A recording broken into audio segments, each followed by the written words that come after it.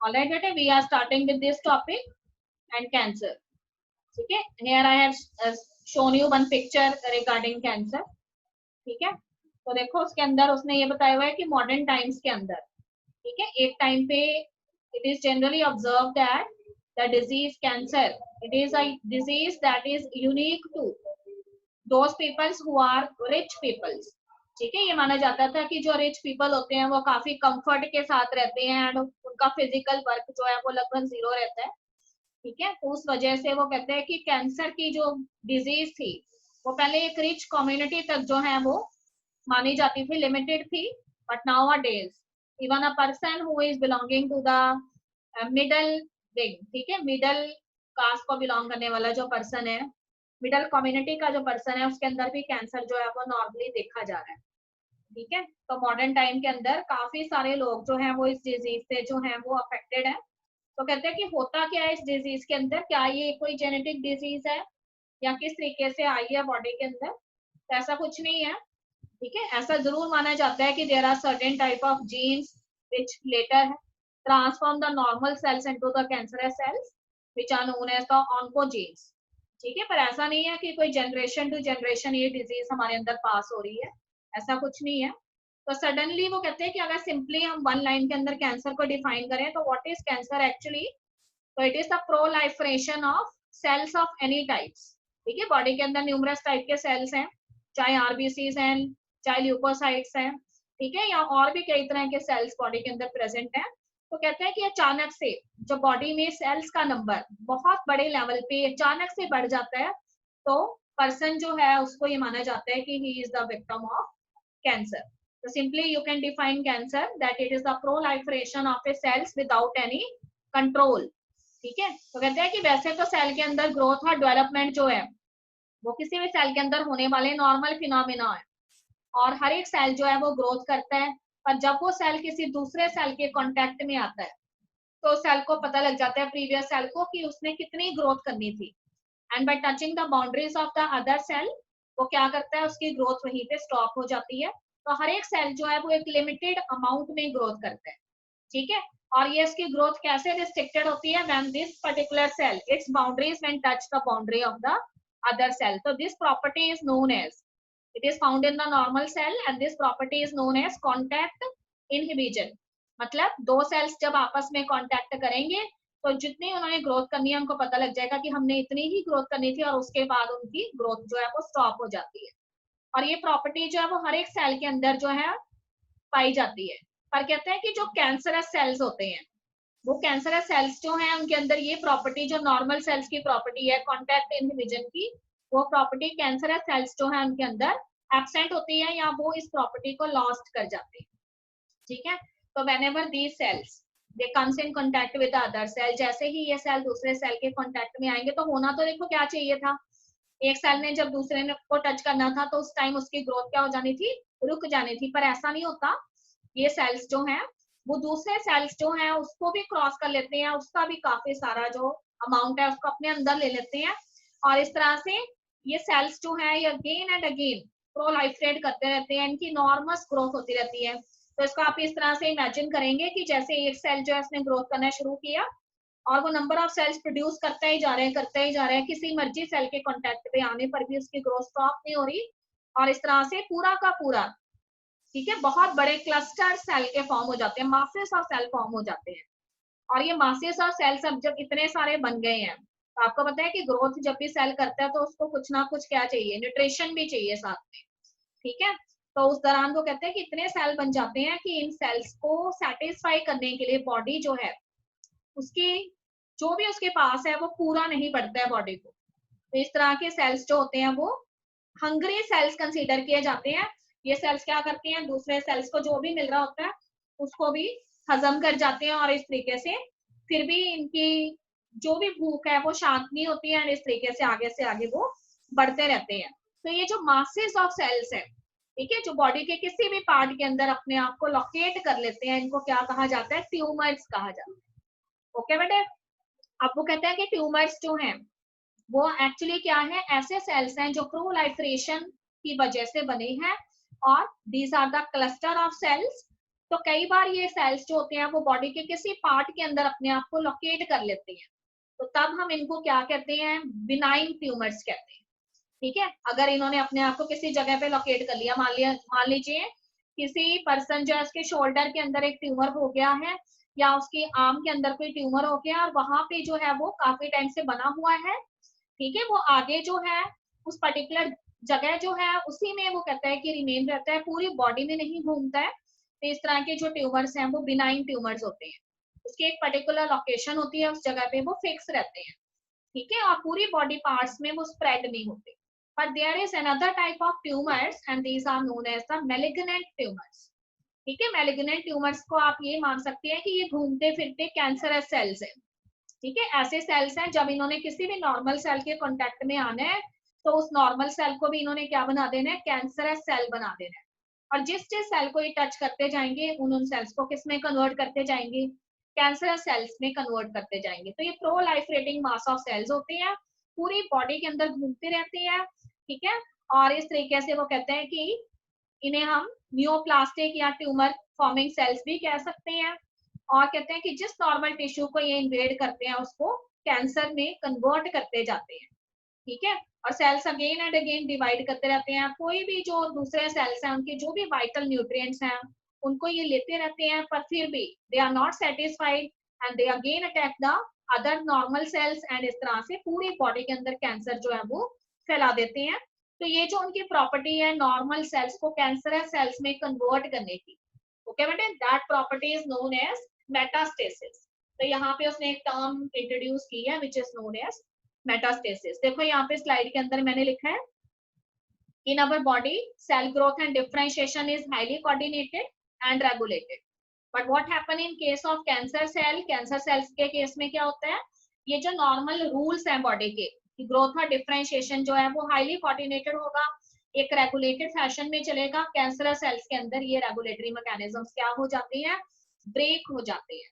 और normal sales में कौन सी प्रॉपर्टी पाई जाती है, नॉर्मल सेल्स में ये प्रॉपर्टी है कि when they come in contact with the other cell then there is the limited growth in that particular cell, the growth of that particular cell stops when it touch the another cell or the boundaries of the another cell, ठीक है।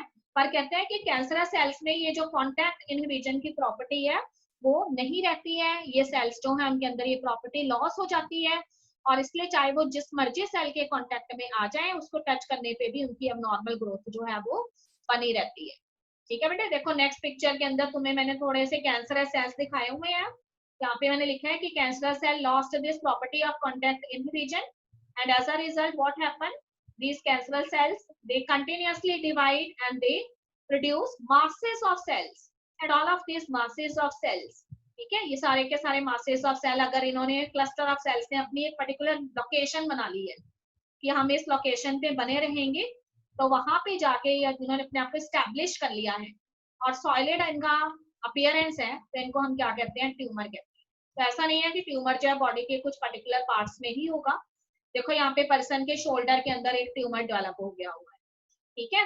कई बार कहते हैं कि brain के अंदर भी इस तरह के ट्यूमर्स हो सकते हैं, तो उस केस में ब्रेन की जो सर्जरी करना है वो बहुत ही ज्यादा जो है प्रॉब्लमेटिक हो सकता है, because you know that so many important plugs are there in their brain, ठीक है। बॉडी के हर एक चीज का कंट्रोल ब्रेन के अंदर होता है, तो अगर इस तरह के ट्यूमर्स ब्रेन के अंदर हैं या फिर वो एक्सपैंड होते जा रहे हैं और अचानक से बर्स्ट हो जाते हैं, तो जिस एरिया के अंदर उनकी बर्स्टिंग होगी, ठीक है, उसके आसपास कौन से प्लग्स प्रेजेंट है, क्या आई से रिलेटेड कोई इंपॉर्टेंट वहां पे सिग्नल्स प्रेजेंट है, ईयर से रिलेटेड है, तो वो पर्टिकुलर कैपेसिटी जो है वो पर्सन की लॉस्ट हो जाती है, ठीक है बेटा। यहाँ थर्ड केस के अंदर देखो ब्रेस्ट के अंदर कई बार ट्यूमर्स डेवलप हो जाते हैं, ठीक है, या लिम्फ नोड्स के अंदर ट्यूमर्स डेवलप हो जाते हैं। तो इस तरह के ट्यूमर्स जो हैं वो कितने साइज के हैं वो इम्पोर्टेंट है। तो कई बार सर्जरी जो है वो प्रीलिमिनरी स्टेजेस पे की जाती है, या फिर कुछ ऐसे ड्रग्स दिए जाते हैं जिससे ये ट्यूमर्स जो है इनको डिसॉल्व आउट करके यूरिन के जरिए या बॉडी में से रिमूव किया जाता है,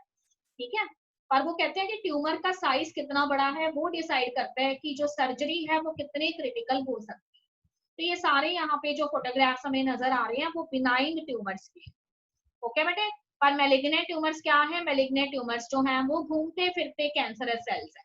So we have written here it consists of mass of proliferating cells, ठीक है, ऐसे घूमते फिरते कैंसरस सेल्स हैं, प्रोलाइफरेटिंग सेल्स हैं, जो जब किसी भी सेल के कांटेक्ट में आएंगे तो उनके अंदर एक नया ट्यूमर जो है उसको इनिशिएट कर देंगे। तो ये सेल्स क्या करते हैं, बहुत तेजी के साथ नए सेल्स को इन्वेड करते जाते हैं, और उसके बाद जो नॉर्मल टिश्यूज हैं, ठीक है, उन सेल्स के आसपास, कैंसरस सेल्स के आसपास जो नॉर्मल टिश्यूज भी होते हैं उनको भी क्या करते जाते हैं, डैमेज करते जाते हैं। तो इस तरीके से कहते हैं कि सेल्स जो है उनके डिवाइड होने का रेट बहुत ज्यादा है, एक्टिवली डिवाइड करते रहते हैं, और इस तरह से जो नॉर्मल सेल्स हैं उनके साथ compete करते हैं, और उनके जो वाइटल न्यूट्रिएंट्स होते हैं, जो नॉर्मल सेल्स जो है उन्होंने अपनी मेटाबॉलिक एक्टिविटीज के लिए बॉडी से उनको मिले होते हैं, उसको कौन खाते रहते हैं, ये सेल्स खाते रहते हैं। पर फिर भी ये हमेशा हंग्री सेल से गिने जाते हैं, ये सेटिस्फाई नहीं कर पाते हैं अपनी नीड्स को, और इसलिए अपनी नीड्स जो उसको फुलफिल करने के लिए ये नए सेल्स पे फिर अटैक करते रहते हैं। तो यहाँ पे देखिए आपको मैलिग्नेंट ट्यूमर्स की फोटोग्राफ दिखाई गई है। They are not stationary at a particular location, किसी एक पर्टिकुलर लोकेशन पे ये नहीं रहते हैं, ये ब्लड स्ट्रीम के जरिए या बॉडी में अगर अनदर फ्लूइड है उसके जरिए जो है बॉडी में हमेशा घूमते रहेंगे, and whenever they touch the normal cell they introduce a new tumour in that cell. ठीक है बेटे, देखो यहाँ पे cells locked from such tumours reach distinct sites through blood. ठीक है, इनमें से जो नए सेल्स बनते हैं ट्यूमर में से वो फिर आगे ब्लड के अंदर फिर पास होते रहते हैं, और फिर कहीं पे अपने आप को जाके जो है वो अरेंज करते हैं, जिस भी जगह पे वो जिस जगह को टच करेंगे वहां फिर एक नया ट्यूमर बना देंगे, फिर उस ट्यूमर के जो सेल्स हैं वो आगे प्रोलाइफरेट करेंगे, और इस तरीके से आगे कैंसर जो है वो बॉडी के अंदर स्प्रेड होता रहेगा। तो ये जो प्रॉपर्टी है उनकी, ठीक है, प्रोलाइफरेटिंग प्रॉपर्टी जो है, न्यू ट्यूमर इंट्रोड्यूस करने की जो प्रॉपर्टी है, इसको क्या कहते हैं, मेटास्टेसिस कहते हैं। ठीक है बेटे, तो यहाँ पे देखो लुकेमिया दिखाया गया है। लुकेमिया जिसे हम किस नेम से जानते हैं, ब्लड कैंसर के नेम से जानते हैं। तो उसमें इस तरीके के जो मैलिग्नेंट ट्यूमर्स होते हैं, और इस तरह से ब्लड जो है उसके अंदर पूरे तरीके से ये मैलिग्नेंट ट्यूमर्स फैल जाते हैं, और बेशक पेशेंट जो है उसका ब्लड हम रिप्लेस भी कर दे, ठीक है, ऐसा तो नहीं है ना बॉडी में से एक ही टाइम में सारा ब्लड रिमूव कर देंगे। तो बॉडी जो है उसमें से एक तरफ से ब्लड रिमूव किया जाता है, दूसरी तरफ जो है न्यू ब्लड उसके अंदर जो है डाला जाता है, पर फिर भी कोई ना कोई अगर सिंगल ड्रॉप भी ब्लड का रह गया है तो उस सिंगल ड्रॉप से भी कैंसर फिर से उसके अंदर इनिशिएट हो जाता है। तो इस तरीके से ल्यूकेमिया ब्लड कैंसर जो है वो मिलियंस ऑफ पीपल्स जो है उनके अंदर डेथ जो है उसका एक मेन कारण है। ठीक है बेटा, यहाँ पे लार्ज व्यू दिखाया गया है मैलिग्नेंट ट्यूमर्स का, कि किस तरीके से ये प्रोलाइफरेटिंग सेल्स जो है वो अपनी जो स्टारवेशन है उसको फुलफिल करने के लिए, अपनी नीड्स को फुलफिल करने के लिए कैसे आगे बढ़ते रहते हैं। ओके बेटे, तो नेक्स्ट टॉपिक बुक के अकॉर्डिंग है हमारा कॉजेस ऑफ द कैंसर। कहते हैं कि कैंसर जो है उसके क्या कॉजेस हो सकते हैं, क्या कारण हो सकते हैं। तो it may be different type of physical factors, sometime chemical factors and sometime biological factors. ठीक है, इसको कैसे समझेंगे, तो कहते हैं कि फिजिकल फैक्टर भी कुछ हो सकते हैं। For example some person is working in a factory, किसी फैक्ट्री के अंदर कोई पर्सन वर्क कर रहा है या इंडस्ट्रियल यूनिट में काम कर रहा है। ठीक है, अब कुछ ना कुछ ऐसे कार्सिनोजेनिक एजेंट्स जो हैं वो क्या कर रहे हैं उसके लंग्स के अंदर या उसके रेस्पिरेटरी पैसेज में एंटर कर गए हैं। ठीक है, तो उसकी वजह से उसको लंग कैंसर जो है वो हो सकता है। जैसे आपको बताया था लोअर क्लासेस के अंदर कि there are 2 types of diseases, silicosis and asbestosis. ठीक है, जिसमें एस्बेस्टोस और सिलिकॉन जो है वो बॉडी के अंदर चला जाता है, और पार्टिकुलेट साइज इसका बहुत छोटा होने की वजह से लंग कैंसर लेटर ऑन इससे होता है। ठीक है, उसके बाद केमिकल एजेंट हो सकते हैं। कई बार आप केमिस्ट्री लैब के अंदर एंटर करते हैं तो टीचर आपको इंस्ट्रक्ट करता है कि you should not touch these chemicals with your naked hand. ठीक है, क्योंकि सर्टेन केमिकल्स ऐसे केमिकल्स हैं जब वो आपके स्किन के कांटेक्ट में आएंगे तो डीपर आपकी स्किन के अंदर एक्शन शो करते हैं। और आपको मालूम है कि आपके स्किन में अंदर क्या प्रेजेंट है, डीएनए प्रेजेंट है, और डीएनए में वो क्या कर सकते हैं, म्यूटेशंस कर सकते हैं, और इसकी वजह से डिजीज यहाँ पे हो सकती है। ठीक है, बायोलॉजिकल एजेंट्स में भी इसी तरीके से वो कहते हैं कि कुछ खास तरह के वायरसेस हो सकते हैं जिनको हम ऑन्को वायरसेस कहते हैं, और ये ऑन्को वायरसेस आपकी बॉडी के अंदर प्रेजेंट जो नॉर्मल जीन्स हैं उनको वायरल जीन्स में कन्वर्ट कर सकते हैं। और वैसे तो आपको पता है कि आपकी बॉडी जीन्स का जो एक्सप्रेशन है उसको कंट्रोल करके रखती है। ओके बेटे, पर कई बार ये कार्सिनोजेनिक जीन्स जो होते हैं अब ज्यादा नंबर में होने की वजह से एक्टिवेट हो जाते हैं बॉडी में, और जब इसकी होमोजाइगस कॉपीज आ जाती हैं बॉडी में तो उस केस में एक्टिवेट होने पर ये अपना एक्सप्रेशन शो करते हैं, नॉर्मल सेल्स को कैंसरोजेनिक सेल्स में कन्वर्ट कर देते हैं। ओके, फिर देखो यहाँ पे उसने बताया है कि sometimes we have some ionizing radiations, ठीक है, एक्सरेज है, गामा रेज है या अल्ट्रावायलेट रेडिएशंस है। तो ये सारे के सारी रेडिएशंस को हम इलेक्ट्रोमैग्नेटिक रेडिएशंस भी कहते हैं। और आपको मालूम है कि इलेक्ट्रोमैग्नेटिक रेडिएशंस जो है उनकी पेनिट्रेटिंग पावर बहुत ज्यादा होती है। They can penetrate within your skin up to a deeper zones. और अगर वो डीपर जोन्स तक पहुंच जाती हैं, गामा रेज है या एक्स रेज है, तो उस केस में वो आपकी बॉडी में डीएनए के अंदर म्यूटेशंस कर देंगी। और अगर वो डीएनए में म्यूटेशंस करेंगी तो उस केस में जो है आपकी म्यूटेटेड जीन्स जो है उसकी वजह से कुछ एबनॉर्मल कैरेक्टर्स अपीयर हो सकते हैं या कोई जीन्स डिलीट हो गए हैं, तो उससे भी कार्सिनोजेनिक सिचुएशन हो सकती है। तो ये माना जाता है कि कोई भी ऐसा पर्सन जो एक्सरे जो है उसको चलाता है, ठीक है बेटे, एक्सरे मशीन को ऑपरेटर है वो, तो एक पर्टिकुलर टाइम पीरियड के बाद वो पर्सन भी कैंसर का विक्टिम बन जाता है। बिकॉज एक्सरे मशीन जो है उसका जो इन्फ्लुएंस है एक्सरेज का, वो उस रूम के अंदर काफी टाइम तक बना रहता है। और एक ऐसा पर्सन जो हमेशा उसके कांटेक्ट में आता है उसको ये डिजीज हो सकती है, ठीक है। उसी तरीके से अल्ट्रा वायलेट रेडिएशन, आपको मालूम है आजकल ओजोन लेयर की डिप्लीशन की वजह से अल्ट्रा वायलेट रेडिएशन जो है वो अर्थ की सरफेस पे पहुंच रही है। And these ultraviolet radiation they can easily affect your skin. आपके स्किन के अंदर इससे क्या हो रहा है, स्किन कैंसर के केसेस बढ़ रहे हैं, ठीक है बेटे। गामा रेज के कांटेक्ट में कौन से पर्सन आएंगे, तो देखो कई बार प्लांट ब्रीडिंग का जो प्रोसेस है, ठीक है, एग्रीकल्चर में बड़ा एक मशहूर प्रोसेस है जिसको हम प्लांट ब्रीडिंग कहते हैं, और उससे हम हाइब्रिड वेराइटीज ऑब्टेन करते हैं प्लांट की। तो उसमें हमने कई बार कुछ प्लांट्स जो है ना उसको हम गामा रेज के जरिए ट्रीटमेंट करते हैं उनका, ठीक है। तो उसके लिए हमने बड़े बड़े गामा गार्डन्स बनाए हुए होते हैं।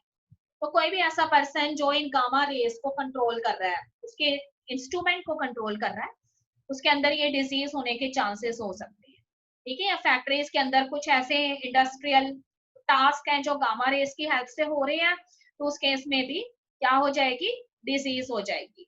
ओके बेटे।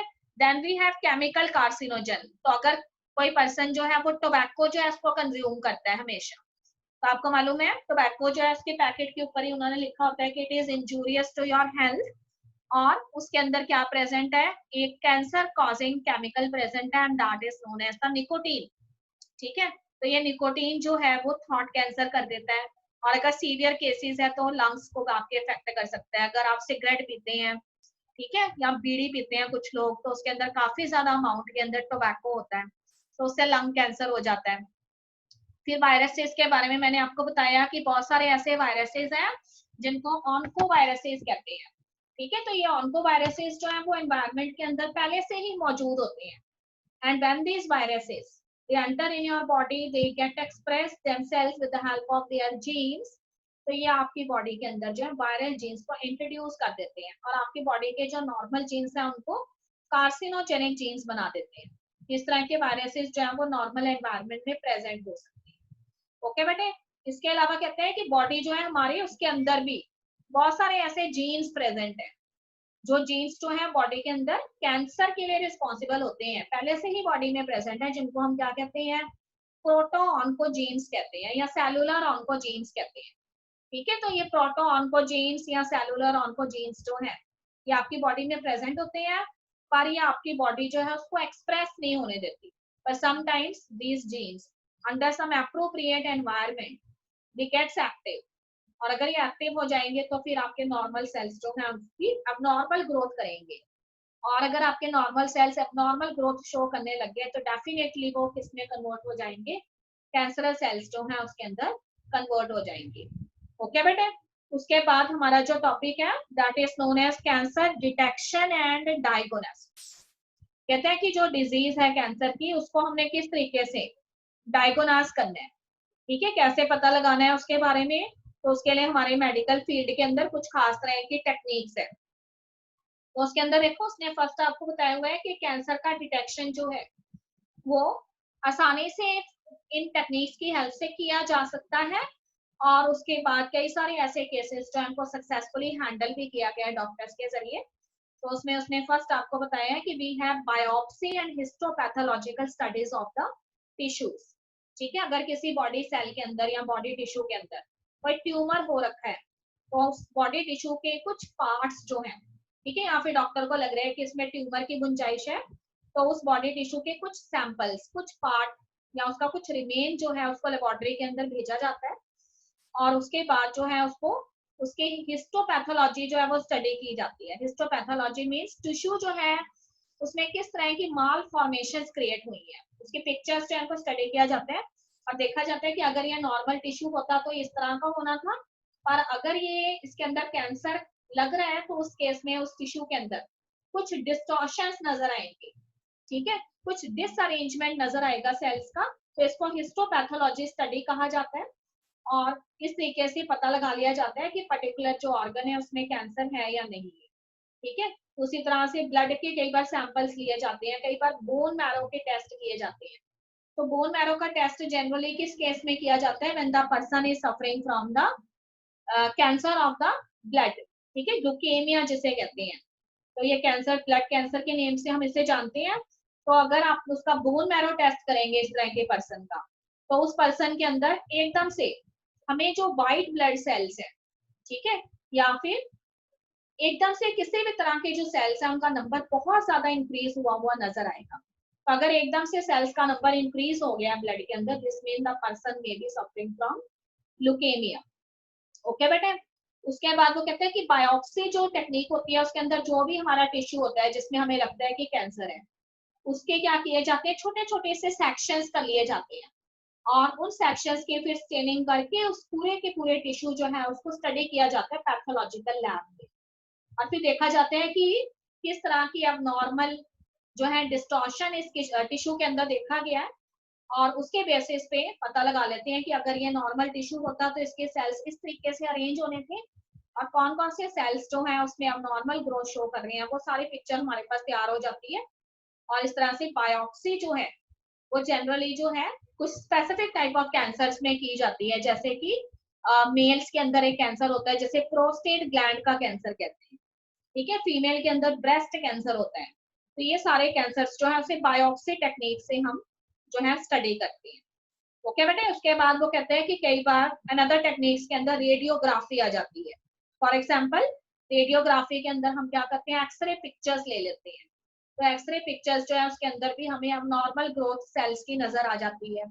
ओके स्टूडेंट्स, उसके बाद कहते हैं कि there is one and other technique which is known as CT scan, जिसे हम कहते हैं कंप्यूटेड टोमोग्राफी, ठीक है। और इसके अलावा कुछ केसेस में होल बॉडी स्कैन किया जाता है जिसे मैग्नेटिक रेजोनेंस इमेजिंग कहा जाता है, ठीक है, MRI स्कैन का इसे बोला जाता है। तो बड़े बड़े हॉस्पिटल्स के अंदर MRI मशीन्स होती हैं जिसमें पूरे की पूरी बॉडी जो है उसको डाल दिया जाता है, और उसके बाद with the help of the high field magnet, ठीक है, हाई फील्ड वाले मैग्नेट्स की हेल्प से पूरी बॉडी जो है उसकी इमेज तैयार कर ली जाती है, और इस तरह से इंटरनल ऑर्गन्स जो है बॉडी के उसके कैंसर को यहाँ स्टडी किया जा सकता है, ठीक है बेटे। कंप्यूटर टोमोग्राफी जो है उसके अंदर एक्सरे जो है वो यूज करते हैं, और एक्सरे जो है उसकी हेल्प से जो भी ऑर्गन हमारा इफेक्टेड है उसकी 3 डायमेंशनल इमेज तैयार कर ली जाती है, ठीक है। जबकि MRI स्कैन जो है उसके अंदर अभी बताया मैंने आपको स्ट्रॉन्ग मैग्नेटिक फील्ड्स जो है उनको यूज किया जाता है, और नॉन आयोनाइजिंग रेडिएशंस जो है उनको यूज किया जाता है, और किसी भी लिविंग टिश्यू जो है उसके सिर्फ स्ट्रक्चर में आई हुई चेंजेस को ही स्टडी नहीं किया जाता, उसके अंदर कुछ फिजियोलॉजिकल चेंजेस अगर हुई हैं तो उसको भी देखा जाता है।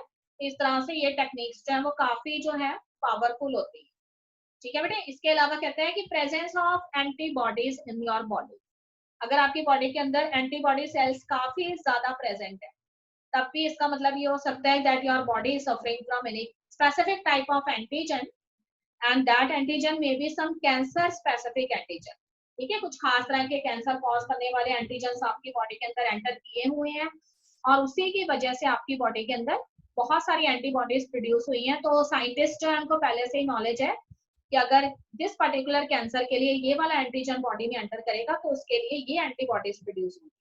तो अगर उस तरह की कोई एंटीबॉडीज आपकी बॉडी के अंदर प्रेजेंट होती हैं, उनका नंबर एकदम से बहुत ज्यादा बढ़ जाता है, तो फिर डॉक्टर्स जो उनको पता लग जाता है कि बॉडी के अंदर सो एंड सो कैंसर जो है वो हो रखा है, ठीक है बेटे। मैं पेज नंबर 158 पर हूँ, फर्स्ट पैराग्राफ में, और उसमें उसने आपको बताया हुआ है कि कैंसर एक ऐसी डिजीज है ठीक है, जो किसी एक पर्सन से दूसरे पर्सन के अंदर स्प्रेड नहीं होती है, it is not a genetic disease.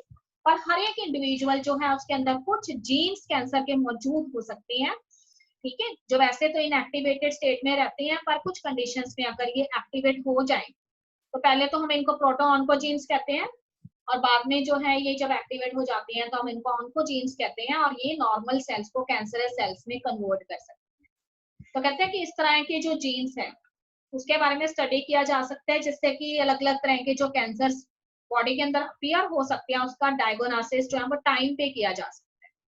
तो इस तरह से कहते हैं कि कई बार हम लोगों को जो है कुछ जो है अवेयरनेस क्रिएट करते हैं उनके अंदर, उन्हें एडवाइस करते हैं कि that you should not come in contact with these chemicals, ठीक है। तो आपको जो है टोबैको नहीं लेना चाहिए, या फिर टोबैको जो है उसके ऊपर जो भी उसका पैकेट है उसके ऊपर उन्होंने लिखा हुआ होता है कि भाई टोबैको जो है उसमें निकोटीन प्रेजेंट है and it is a chemical that has cancer causing agents, so you should not suppose to take this tobacco.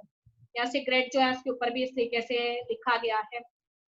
तो ये सारी चीजें जो है उनके लिए एडवाइस किया जा सकता है लोगों को, ठीक है। तो इस तरह से काफी सारे कैंसर जो है, लंग कैंसर है उसको रोका जा सकता है, ठीक है। ब्रीथिंग डिसऑर्डर्स जो है उनका ट्रीटमेंट किया जा सकता है।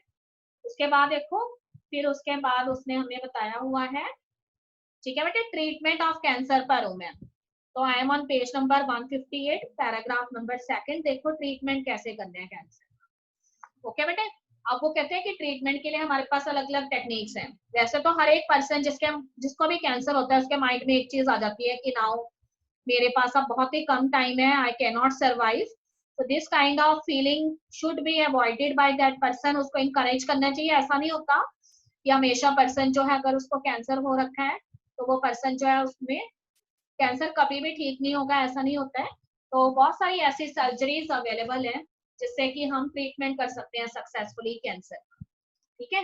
और उस केस में अगर ब्रेन के अंदर ट्यूमर्स प्रेजेंट है तो ब्रेन की सर्जरी जो है वो काफी ज्यादा क्रिटिकल हो सकती है, बिकॉज यू नो दैट कि ब्रेन के अंदर अगर ट्यूमर जो है उसको रिमूव किया जाता है, ठीक है, चाहे सर्जरी के जरिए रिमूव कर रहे हैं या फिर किसी रेडिएशन के जरिए लेजर टेक्निक से रिमूव कर रहे हैं, तो उस केस में कुछ दूसरे सेल्स भी अफेक्टेड हो सकते हैं, ठीक है। और हर एक सेल जो ब्रेन के अंदर प्रेजेंट है, टिश्यू प्रेजेंट है, उसका अपना रोल है।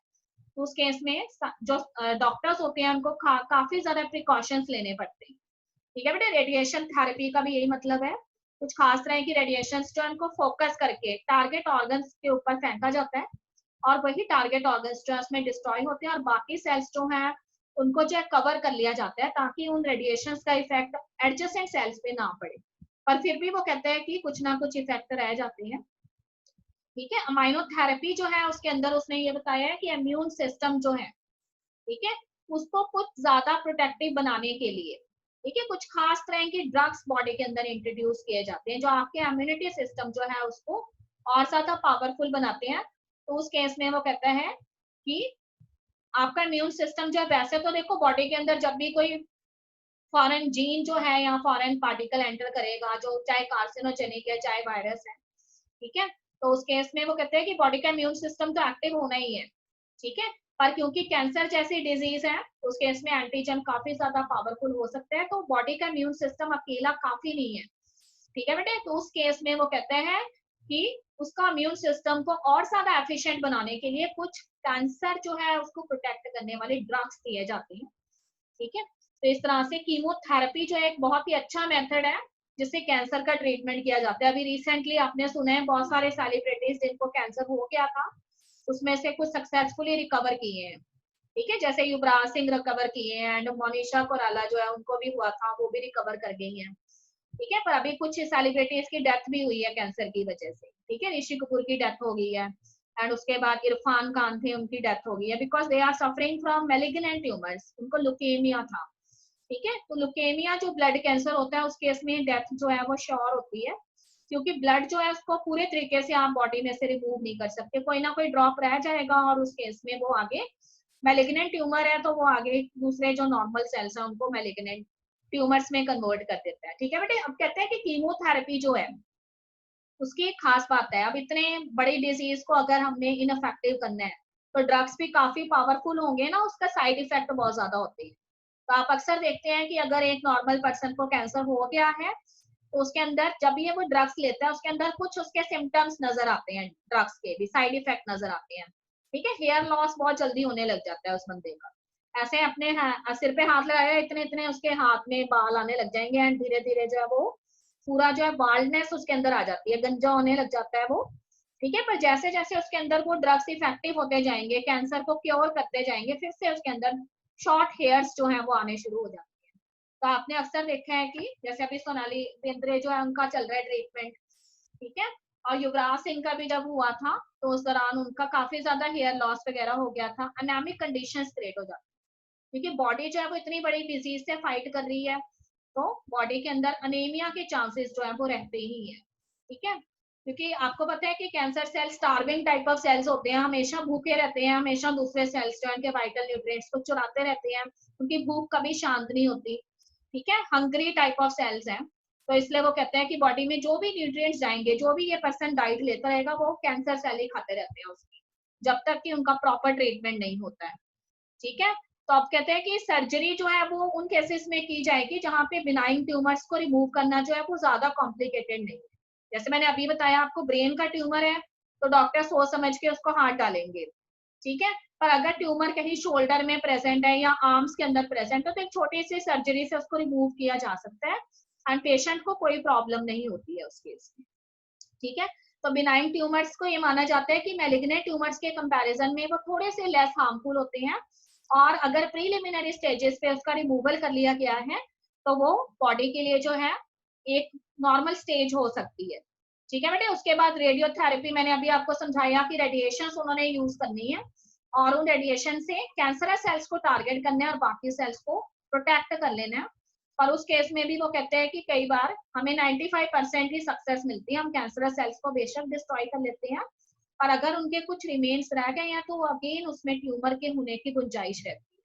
फिर देखो एक चीज हमने पहले इम्यून सिस्टम में भी स्टडी की थी और आपको इंटरफेरॉन्स के बारे में बताया था। ठीक है, आपको ये बताया था कि जो भी इंटरफेरॉन्स है, अगर कोई वायरल डिजीज होती है या फिर कहते हैं कि कैंसरस सेल्स भी हैं, तो ये जो डाई होने वाले कैंसरस सेल्स होते हैं ये बाकी सेल्स को एक वार्निंग देते हैं, उन सेल्स को ये बताते हैं कि अगर आप अपने आप को सेव कर सकते हो तो कर लो, हम तो जा रहे हैं।